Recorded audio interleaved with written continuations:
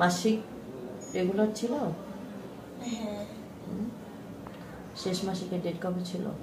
জুলাইয়ের 19 তারিখ। প্রথম বাচ্চা? হ্যাঁ।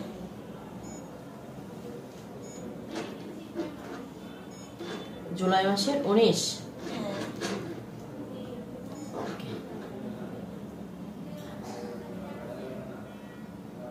জুন, জুলাই,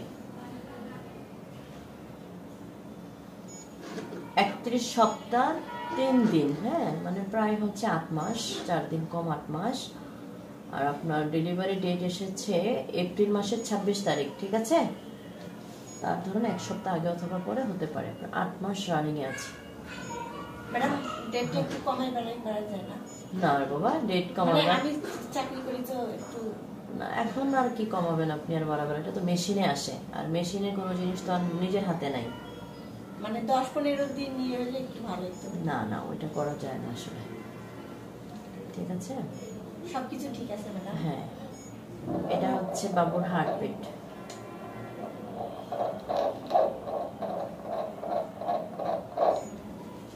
ঠিক আছে, এটা হচ্ছে হার্টবিট। হার্টবিটও ভালো আছে, 153। আপনি অফিসে ছুটি পাননি এখনো? না মানে ছুটি তো পাওয়ার কথা, 8 মাস হয়ে গেছে না। শুনেন, এই ছুটিগুলা যে মানে সরকারে যে দিচ্ছে 112 দিন, এটা কিন্তু বুঝে শুনেই দিচ্ছে।